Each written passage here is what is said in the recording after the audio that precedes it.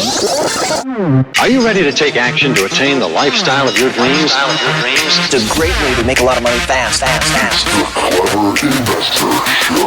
Hey, what's going on, Clever Investors? Welcome back to the Clever Investor Show. I'm your lucky host, Cody Sperber, the OG Clever Investor. Today in the studio, we have one of my superstar students. Somebody that I am really, really proud of. He has played full out since day one, been hyper involved in the Clever Investor community, has turned out to be a badass, successful Clever Investor for himself. The amazing Conrado Bauista is in the studio. Hey! Welcome to the show, brother. Thank you for the opportunity for having me here. This is the big leagues. It is. This is your fourth podcast you've ever done. I love it. Yeah. I love it. And you're looking good, dude. You're looking fresh. You're looking fit. Yeah. Last time I saw you, you weren't this fit. What's going on with you? Why are you looking all ripped, rich, and rare? I took the challenge the last time when we were in Vegas, and I remember you saying, like, why are we not fit and rich? So I'm like, okay, I'm going to do it. You're going to do it. Yeah. That's amazing. I love it. Well, that's what it's all about is pushing yourself, pushing the limits. And you've been doing that. You've been in real estate for 6 years. And I wanted to bring you on the podcast. This podcast is kind of ran the gamut. I've interviewed lots of super well-known people, very successful people. And then I made this decision maybe, 10, 12 episodes ago. I'm like, we're going back to the roots. We're going back to like just hardcore real estate tactical strategies, talking to real people on the front lines that are actually like just crushing it right now. You've been a student of mine for how long now? About 4 years. 4 years. And I remember because even when you first started getting involved in the community, you always showed up. You always showed up, brother. Like, and I remember I looked at, was Cole with me back then, or was it just me and you? With Cole. Yeah. Me and Cole were talking about you, and I remember thinking, this guy's got the ability to like go off and become great. And it's been cool to watch you over the last 4 years. And so I wanted to kind of bring you on the show, talk about your story, because I think a lot of people you're gonna inspire a lot of people today. Yeah, you are, and don't be nervous to be on this show because, like, I really want you to share your testimony of how you got here. You're originally from Mexico. Yeah, I'm originally from Mexico. Yeah, right up on the border between Mexico and Guatemala. Yeah, I was born in Tabasco, right on the border with Guatemala, and then I moved to Cancun when I was about 10 years because my parents, they passed away when I was really young. Wow. How young were you? So my mom passed away when I was 1 year old. Like there's no pictures, there's nothing from her. And then my dad passed away when I was 10 years old. And I moved to Cancun with one of my uncles. And then I had the opportunity to migrate to United States when I was 14 years old. Wow. And you're in California? I landed in San Francisco. That's where they dropped you off? Yes. All right. I just wanted to get to United States. I didn't know where. But luckily, and thanks God, I landed in San Francisco. And that's, you're still on the outskirts of San Francisco. Yeah, I'm still there. Yeah, and you're married. You got 2 kids. I got 2 kids. Yeah, and as a real estate investor. So, what were you doing before real estate? So since I moved to Mexico, from Mexico, I started in construction, like doing labor, and just from those early beginnings that I always want to win. I always want to be one of the best in whatever I do. So I said to myself, okay, so if I'm going to be a carpenter, I want to be one of the best. And I did it. And then once I achieved that, then I was like, okay, what's the next step? And then I was like, okay, so now I'm going to join the union. I did that. Then I was like, okay, now I got to do something else. So I went and got my contractor license, my GC license, and I started building houses for other investors. And I was, just seeing like how much money they were printing. I'm like, someday I'm gonna do this for myself. You realized I'm on the wrong side of the equation here. I need to be over there where the investors are making all the big money. But that's not an easy jump to go from, getting hired to build a house to transitioning to like thinking like an investor. What was that process like? Yeah, it's a lot of, it takes a lot of stuff. Like I just was talking this morning when, it took us like 10 years my wife and I to save 40,000. And that's how we got into real estate. We bought our first house. We borrowed money, we fixed them up, and then we sold it like 2 years. So we bought it with an FHA loan, and we made money on that one. And then 1 year later, we bought 2 duplex. And then we sold the 3 together, and that's how I make my first million. You sold all 3 properties together. Yes, and then I was at that point I was like, I'm ready to start flipping houses because I was watching a lot of those TV shows, and I knew I thought that it was just the money that we need to to become successful. And I did 1 flip, it was good, and then through social media I hired the wrong mentor, took me for a ride. I lost $500,000, and that was devastating. Don't glaze over that. What happened there? How do you lose $500,000 by hiring a mentor? So I hired this guy, mentor through social media. Like I never had a mentor. I never had a coach. I didn't know like how much thing costs. I just knew that I wanted to make this thing happen. And he charged me $125,000. And because I had that million, so I was like, okay, so I'm ready now. So I pay him. And then he wholesaled me a deal in San Francisco that he told me that it was going to be only $200,000. And that was a completely tear down. So, I did the foundation, plumbing, the framing, like the matches I could to be able to sell that thing off. I bought it for $1 million, and then I sold it after all the repairs that I did. I sold it for $1,065,000, and I had to pay commission and all that. So, wow. So you lost money. I lost money. Wow. That's a learning lesson though. Big one. So what happened with that mentor? He's still there ripping off people, but especially in the Hispanic community. It was a waking up point for me because I just knew that real estate is what I wanted to do, and I didn't want it to go back and be a contractor. And it was that when that happened, I cried a lot, asking God like, why me, why this, why that. But it was that moment when my life took a shift completely because I was like, it's not the money, I need the knowledge, and I'm gonna go and find it. Wow. And I made a commitment that I was going to go all in, no plan B. And that's when I found you. So you were in that place where you got your ass kicked. You're kind of in despair. You're trying to figure out why did this happen? And your mindset just overrided all that. You said, you know what? I'm not going to allow this moment to define me. I'm going to figure this out. And even though I lost money, I learned something, and I need more knowledge. That's pretty cool. I think that's a common trait for almost every one of my successful friends, by the way, because I can't even tell you how many times I found myself in a situation where I'm crying and my back's against the wall and I lost a tremendous amount of money. People knew how much money I've lost over the last 20 years. Millions. Trying things, starting businesses, failing, trying out marketing strategies, getting no return, no calls, nothing. And just having to sit there and just constantly just be nimble and make adjustments and bounce back and keep moving forward. You have to have a lot of stamina to be an entrepreneur, and a lot more stamina to be an entrepreneur in the investing space.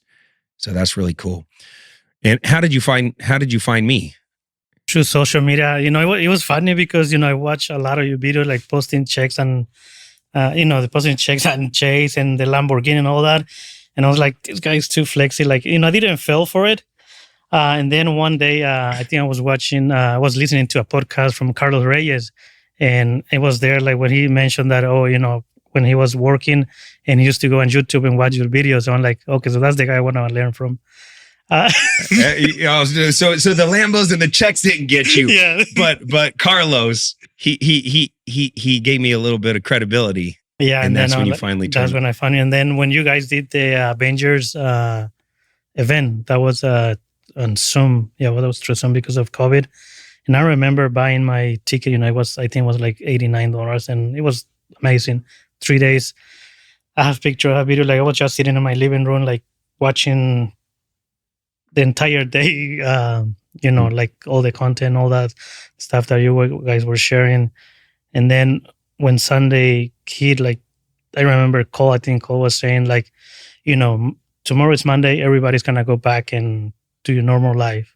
And there's people here that are gonna change their life forever. And that's when we offered what? Wealth Factory? Yeah, the Wealth Factory. Ah, you got involved in Wealth Factory. I love that.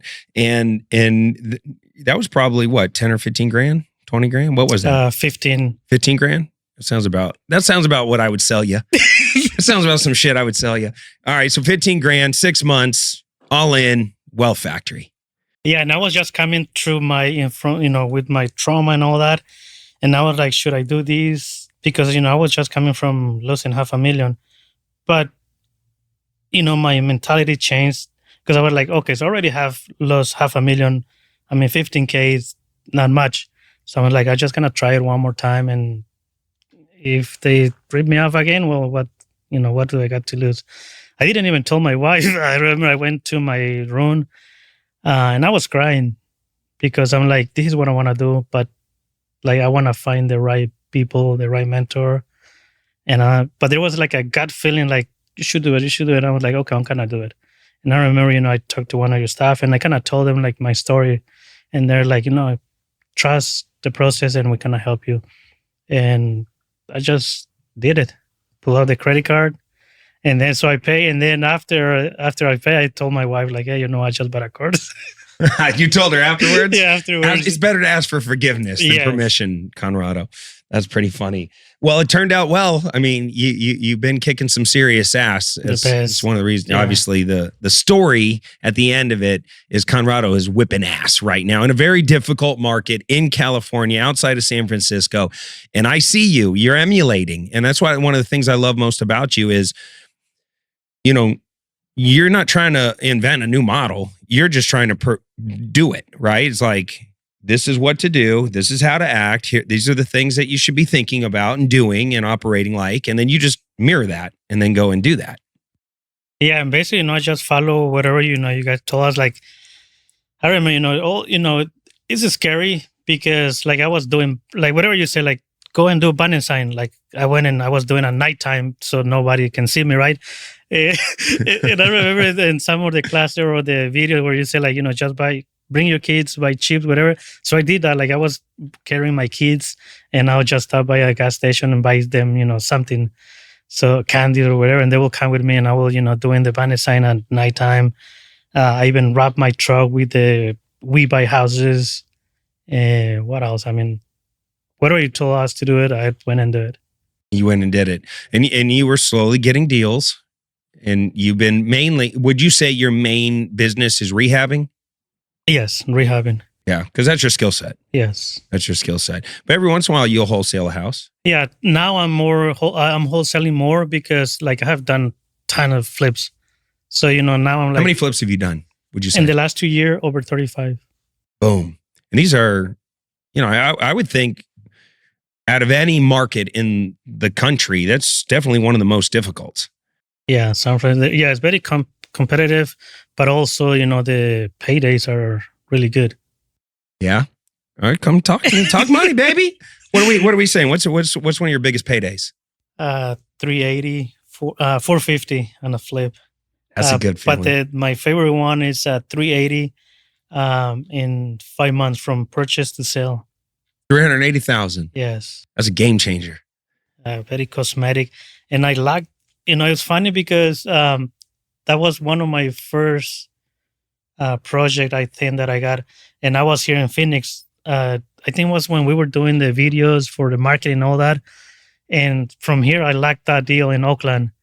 And I think we're going to be here for like 2 weeks because, I think 1 week was the class or whatever, and then the recording. And I had to take a flight to go and inspect the house. From here. You were at a workshop with us. Yes. And you flew back there to go lock that deal up. Yeah, on a Sunday. And that was a deal in Oakland. Yeah. Do you do a lot of deals in Oakland? A lot. Where would you say your best area? Like what areas of town do you focus in? Oakland. I don't know. Somehow they just come like a lot of deals come to me, and mostly Oakland. Now is speaking Spanish a competitive advantage for you? No, not really, because most of the agents, that I talk there in English. Like now, I think in the last year, I've been working more on my social media, and yeah, it helped me, a lot too, because I'm building my community there and coaching students now too, what I'm doing. Yeah. Well, look, I'm watching, and I'm like, dude, great. There's a book out there called Still Like an Artist, right? The guy's name is Austin Kleon. If you've never read that book, read it. It's a real fast read. That's successful people are mirrors, right? They mirror each other, and what you're doing, whether it's Oakland or using whatever advantages that you're born with. I think you should use your Spanish a lot more. I think you should build your Spanish community out there. I think it is a major competitive advantage over me. I can't speak Spanish. I know one major phrase. Me gusta la lucha libre en tu madre. That's it. That's what I know. That's what I'm working with right now. So I think you should use that. But you're doing it on a bunch of different levels, because I see you cashing checks. You're posting them in front of Chase Bank. People, if you're watching this right now, Conrado's got a little microphone on right now because his social media crew is over here taking videos of him while we're doing this podcast. So you're actually living it, right? You're doing the health thing, getting in shape. Why? Because you watched me talk some shit. I was talking shit to you, saying you need to get your shit together, be ripped. And how many pull-ups can you do now? 250, but my whole body's been shaped, in the last year. That's amazing. A lot, doing. This is my third time doing 75 hard.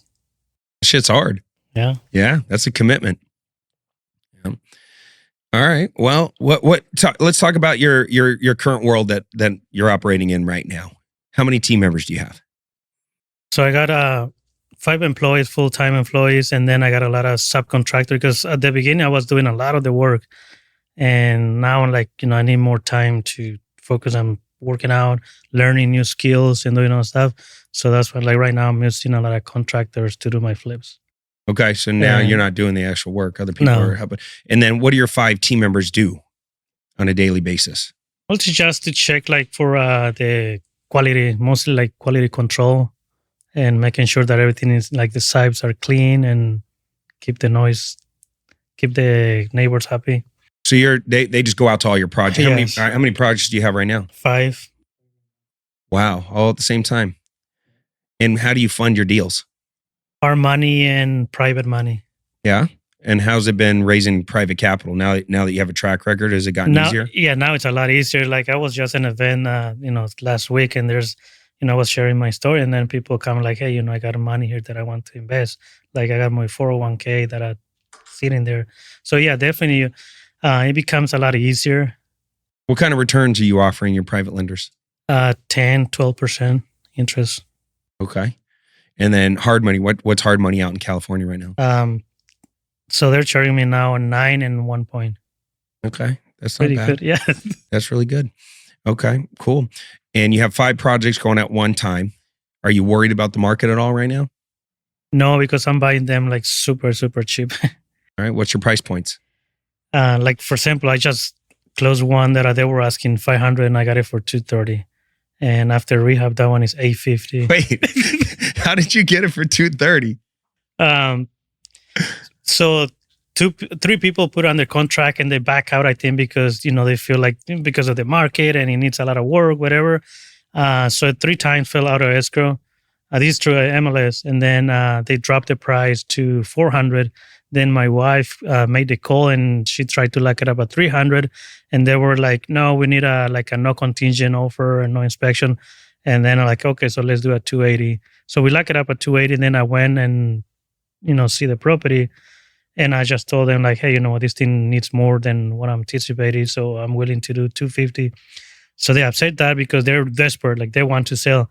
And then I went and looked on the site, and there was like a code violation because they had a lot of trash.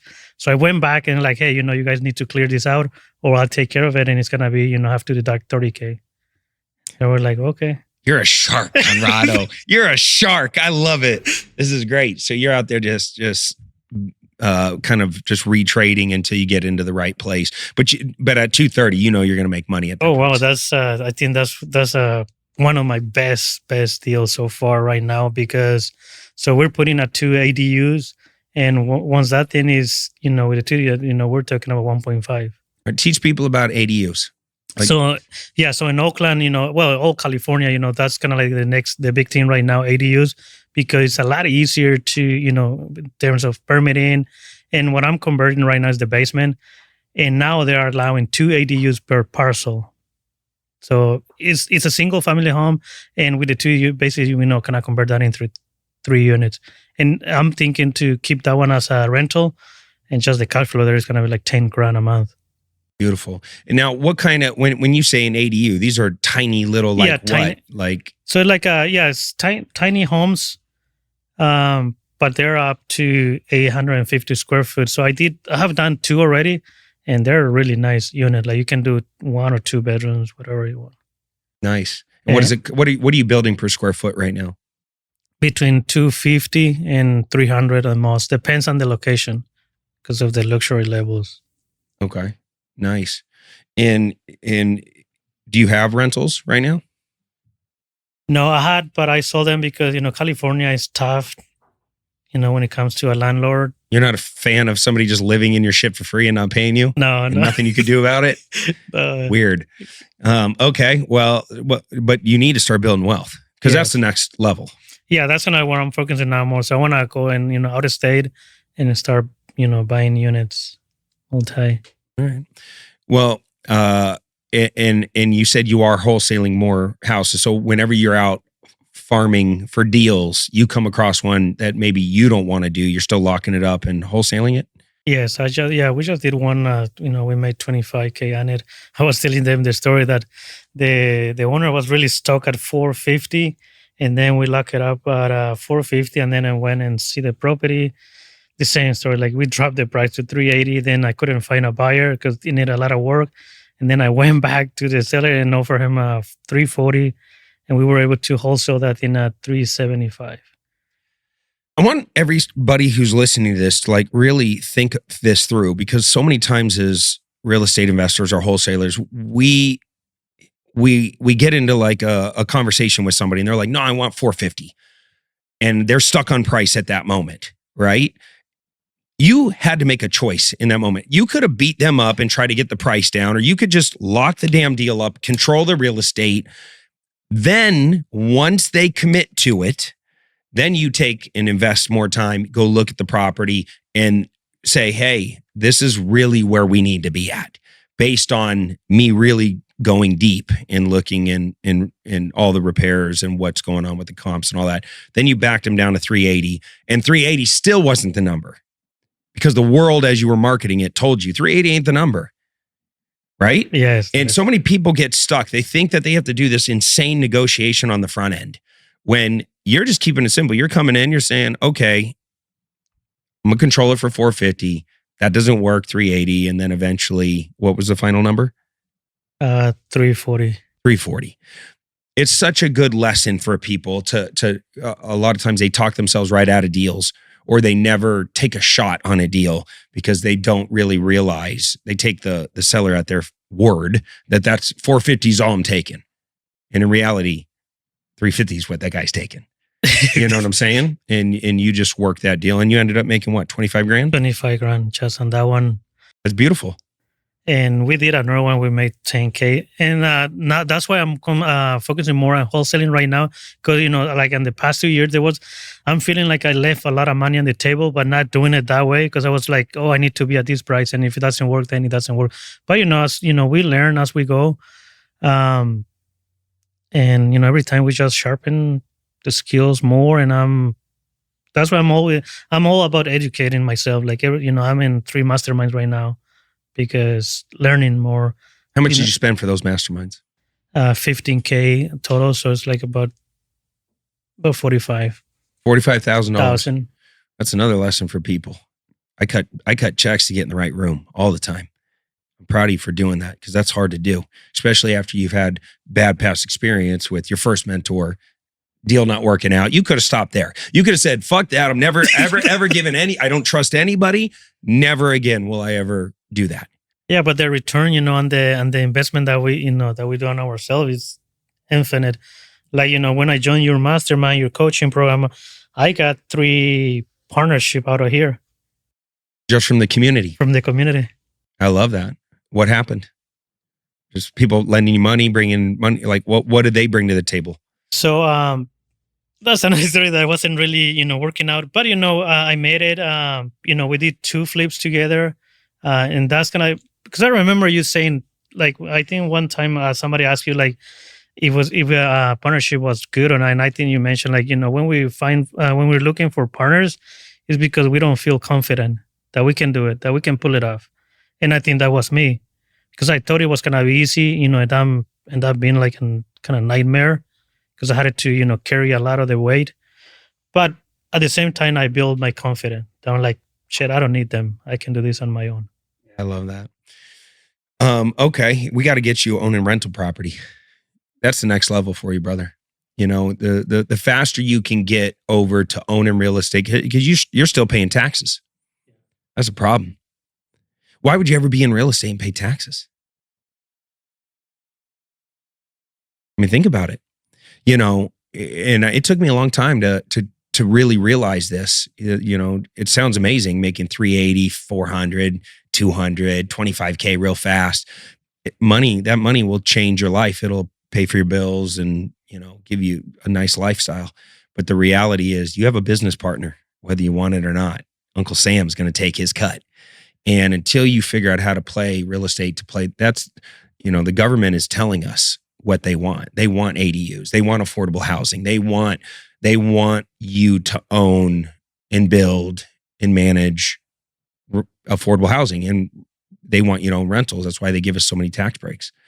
So you got to start thinking about, like, okay, how do I make sure that every time I make a big check, I'm not like increasing my lifestyle. It's really hard when you're married. It's really hard when you come from nothing. You want nice things. You want to do that. It's also a trap. Sometimes it's like, oh, I'm doing the right thing. I'm reinvesting my money back into my business. And you go from 1 rehab to 3 rehabs to 5 rehabs. And that's awesome. But like, when does the moment happen when you, instead of scaling the transactional real estate business, you put some of your resources towards the ownership business? So that way, if I talk to you in 5 more years and you're back on the show and you're like, wow, Cody, I thought about what you said. And now 20% of every dollar I make is dedicated towards building wealth. And I'm just going to keep parking this money over to the side and over to the side. And I'm going to force myself to do this. Like, I almost want you to set up like another bank account that you don't really have easy access to.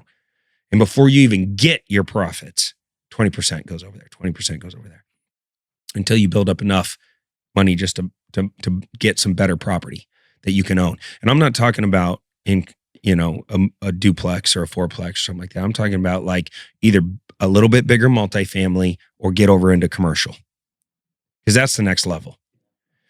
You need the accelerated depreciation. You need the bonus depreciation. That's how, because you're a full-time real estate guy, right? Yeah, so that means in the eyes of the IRS, you're a real estate dealer, which is a good thing to be, because you mentioned like you're also like maybe coaching some other people now. Yes. Are they going to pay you?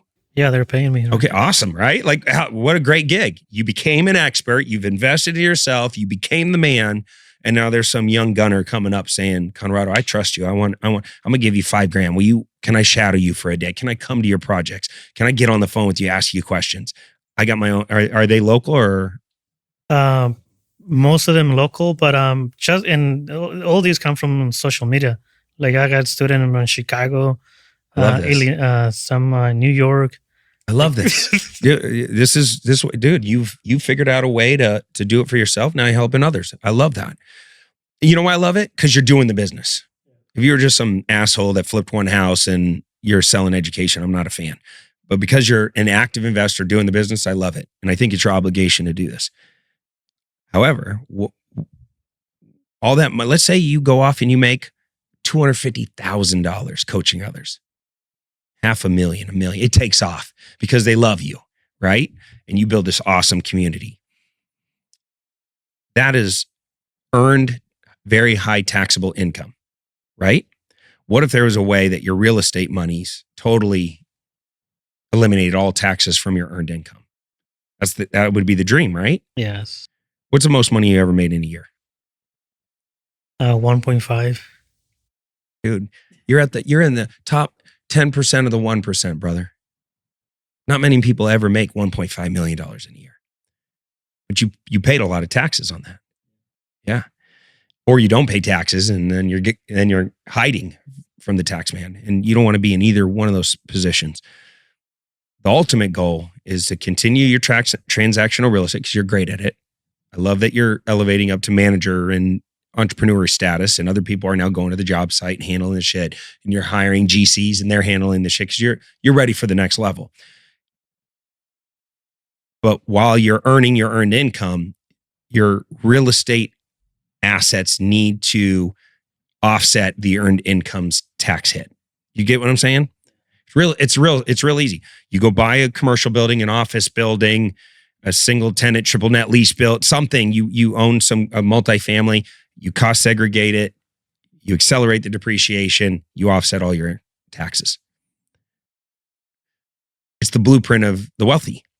And if you do that 5 years from now, if you start today and start thinking like that, no different than like you heard me at an event and you're like, fuck, I'm going to get my shit together. I'm going to be in the best health of my life. Like, what's the point of making all this damn money if I'm not in good shape? Right? Whatever lit you up, something lit you up and you look great. Now it's like you got the health game. Your marriage good? Yeah. Yeah. Now it's good. Yeah. Okay. Well, that's good. Why is it good now? Well, it's just like, doing this business thing, like it's not easy, especially because, I'm here, getting myself educated. Then my wife stay at home with the kids. And there's a battle, like, because like I see things, but they don't see it. And, I have to sell them the vision. Like there's many, many times that we talk about getting divorced. Until now, we're still together, but it hasn't been easy. Yeah. It's an investment. An investment. Yeah, like I have to, I travel a lot. I leave my wife and my kids back home. Like now, she just had a surgery, but there's a price that we have to pay. There is, but you always got to make sure it's worth the cost. Because I'm telling you right now, being a divorced guy, first off, it's the most expensive thing you'll ever do. Number one, and number two, if you really love your family, that's your number one investment. Always. And so you gotta lean in on that, put in that work just as much as you do everywhere else, because you'll make more money on the business side if things at home are just dialed the fuck in, just dialed in. And the way I think about it is just, if every day I go to war in my business, trying to be the killer that I know I can be, just be the best, I got to put just as much energy just going to war for my family. And try to hold that together and make them feel safe and make them feel heard and make them feel like they're included. It can't be two people, one at home totally doing their own shit and then me way over here like off on some island, because that's what I did and I'm divorced. So like I'm only talking from experience, like over a long period of time, that's damaging. And so the way I think about it now is just like, if I'm laying my head on my pillow at the end of the day, did I win that day with my girl, my kids? And if I did, and I know I did because I'm in alignment with my words, I'm within intent. If I make the promise to myself, I'm going to be the greatest husband on planet Earth today. When I go to bed at night, did I keep that promise? Because words have power and people break their promises all the time to themselves. And when they violate their integrity, on the other end of that, there's a cost. Right? We get fatter, we get more disconnected, we lose out on business opportunity, everything, right? Because people sense something's off in subconsciously, we sense it. And so for me, I want to be that guy that walks into a room that's like, I'm fucking in the best shape of my life. Dude, I'm the best lover on planet Earth. Like my girl can't wait to like rip my clothes off with her teeth. Like I'm that guy that walks in and I'm just in such good shape. I'm in such good alignment with my words and people feel the difference between how I roll. And I'm killing it financially and I'm killing it spiritually. Get what I'm saying? That's next level shit. That's where you're at, bro. You're at this cool place in your life where it's like doing 5 rehabs right now, wholesaling houses, making millions, taking on students, Throwing events. throwing an event. You're throwing an event? Yeah, I'm throwing an event in June. Oh, shit. Look at you go. And you're going to be up on stage, right? Yeah. One of two things is going to happen to you, brother. I'm telling you, one of two things is going to happen to you. You're either going to buy in to this idea that you're the man and all those people are there and they all love you and you're the man, or you're going to realize that you are nothing more than a servant that's been given a platform and an opportunity to do some good. Because it ain't about you. Even if people bring you some coffee and tell you how great you are, they're only going to remember how you helped them and how you made them feel. Not your watch, not your fancy outfit, right? Not up there talking about how great you are, but how you helped them and how you made them feel. So, it's the next level. But you can be it. And I think there's a massive void, by the way. And I told Carlos Reyes this, right? Because I've been coaching Carlos for a long time. And I just said, look, dude, what's your voice? Like, who's your audience? Who are you and who are you trying to impact? And there for a while, he was trying to be like this big motivational speaker, right? And I put him on the Thrive stage and I put him on the Clever stage and I got him up there and I introduced him to all the big players. And I could tell like he was like fighting to find his voice there for a while. This was years and years ago. And then one day he's like, I got it. I want to be like the Tony Robbins for Mexican people. And I'm like, that's your voice. That's your calling. That's your lane. Like if you stay in that lane and dominate that lane, you're going to be great. And you're going to help a lot of people because they need a Carlos Reyes to lead. Need a Conrado to lead, because it's hard to be an immigrant. I'm guessing it's probably hard to be an immigrant. Yeah, it is hard, especially like, there's a lot of coaching, a lot of coaches and mentors and social media now, but they're just taking advantage of people. So, yeah, there's a big need. Yeah. All right. Well, shit. Well, I hope you get out there and do that. If you were to speak Spanish right now and talk to a new real estate investor in Spanish, En español. what would you tell them? Lo que les diría es de que inviertan en su educación. Es muy importante, es la mejor inversión que el ser humano puede hacer. Da un retorno infinito. Es lo que yo he hecho y lo que ha acelerado mi crecimiento muy rápido. El invertir en coaches y mentores. Y Cody es el número 1. I'm going to say Conrado is now numero uno. What'd you tell him? What was the essence of that message? Sí, estamos aquí para ayudarlos. No ha sido fácil, pero estamos listos para la batalla.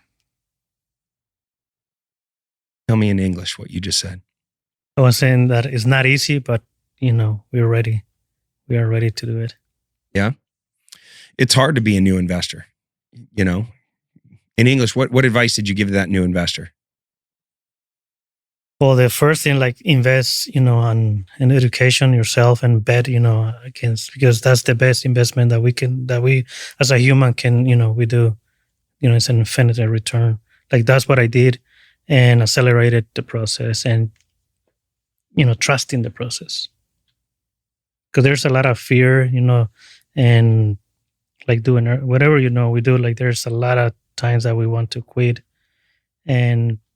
but we have to, get laser focus, and then things will happen, sooner than later. Yeah, that's good advice. Yeah. How do you feel about the real estate market right now? Where do you think it's going? Well, where we are in the Bay Area, there's still, things are moving. We're just being very careful because I've been taking all your advice. Like I was doing 10 projects at the same time. And then I remember you saying like, hey, you slow down because things are going to change. And that's what I did. I stopped, buying. I just was, selling my inventory. And now we're back again. But now we're doing like 3 or 4 projects at a time So we finished them and then acquired, but a very discounted price. You're buying them at a better price. Yes. Yeah, that's how it should be too. Like that was a super abnormal market, like with everything just going absolutely crazy and doubling in price every year. Like that was And also we changed it. We changed the way we rehab properties too. Like I was over rehabbing. And that's normal in a super hyper appreciating market because everybody is trying to outcompete the next person and the prices keep going up, right? And so you can justify putting in nicer and nicer shit. I told my business partners probably maybe the beginning of 2023, the beginning of 2023, I said, listen, guys, we're making a huge mistake here. We have to build for profit. We cannot build for a brand. We can't be overdeveloping. And we immediately switched, thank God. And that saved us from a lot of pain because we were on track to making a big mistake of we would have got caught and lost money on a lot of our projects if we would have kept over rehabbing. All right. Well, Conrado, I'm proud of you, bro. I'm really proud of you. You've come a long way. Thank you, Cody. And it's all because of God and because of you. Like I've just been following you and just copying whatever you do. That's why I go out there and do it and trust in the process. Yeah. Still like an artist. It's a good book. Go read that book. You should read that book. It's a good one. All right. Well, I've challenged you a little bit. 5 years from now, I'm gonna have you back, and you're gonna own some commercial real estate and not be paying taxes. That's the next stage. All right, and get good at raising capital. I love that you're building a personal brand right now and putting yourself out on social media.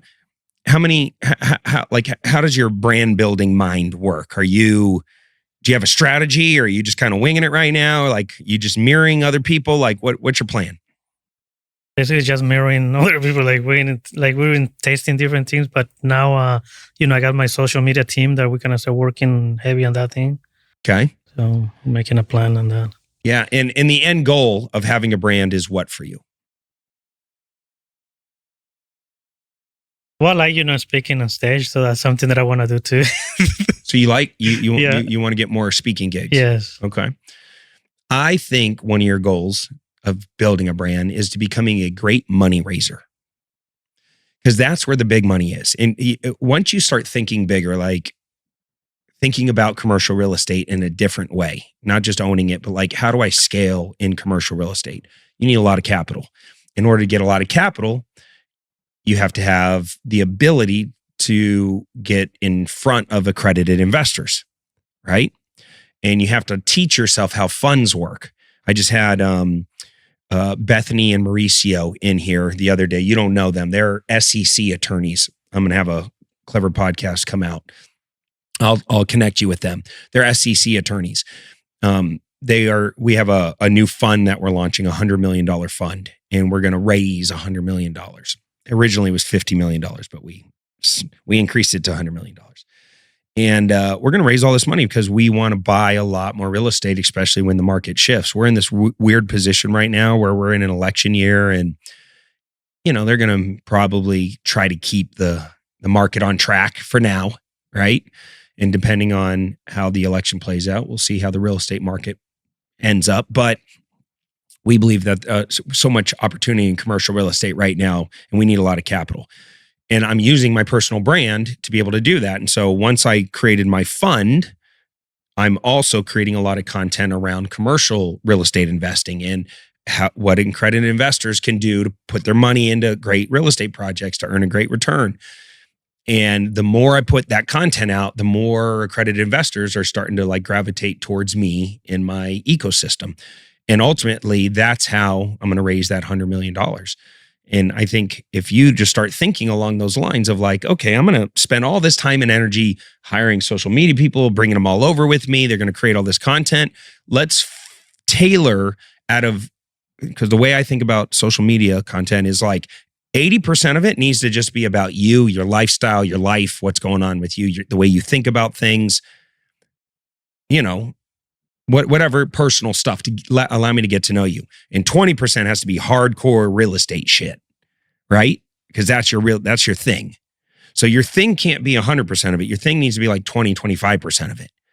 You the interesting thing about Conrado and his life and coming over here and balancing family and business and scaling and going to masterminds and trying different things. And that's interesting, right? Because people want to know about like, how does a winner operate? You giving your opinions on things. But that 25% needs to be about like your real estate shit. Well, what if you start to implement in bigger things? As you were learning about commercial real estate, you were creating content around you learning about commercial real estate. And if you learn about how net operating income works, you turn around and create a video on net operating income. How cap rates work, you turn around and create a video about cap rates. What an accredited investor is, you turn around and create you get what I'm saying? And then all of a sudden, all that content's now living out there. That's like digital real estate. And over time, people start coming your way. And you need a way to pull them off of social media into your world, especially if you're going to do events and education, all that stuff. So do you have an email list? Do you have a text message list? Do you have a technology put in place with lead magnets and a way to give things away for free to pull people off of social and put them over into your world? We're working on that. Okay, do you see what I'm saying? It's another business, right? Like being an influencer, building a brand is a business. And you have to start thinking about it like, oh, okay, I got to create like ebooks and cheat sheets and give away my contracts and things that you think your audience would find valuable. You give that everything of value you give away. And you're just like, this is all my best shit. Give. And then they'll love you for it. They'll opt into your email list in order to get that stuff. And then once they have them in their email list, now you go find this really dope commercial project. You hold a little Zoom or a webinar. You invite everybody to it. You break down the project. You talk about, how much money you need. You set up a fund with our SEC attorney. So you raise the capital the right way. Boom. Next thing you know, you raise $1, $2, $3, $5 million to fund your project. Now you're in the big leagues. This is where you need to drive towards over the next few years. It's a miracle what you've done in your market with your resources. It'd be a shame for you not to take your talents and apply it towards something much, much bigger. Yeah, thank you, Cody. Got this, brother. You got this. All right. Well, how do people find you? They can find me on Instagram as Conrado Bautista and also on TikTok and Facebook, or they can call me at 415-213-2227. You are the first damn guest to give their phone number away on this thing. That was fire. Are you going to pick up? Yeah. Shit, I hope everybody call Conrado, just blow his shit up. The fact that he put his phone number out on this podcast, just blow his shit up right now. And if you need somebody to help you learn the rehabbing game, he's great. He really is great. So I'm proud of you. Thank you for being on the show. Go check out Conrado on his social. And until next time, we're out of here. Take care. Comb your hair. Peace.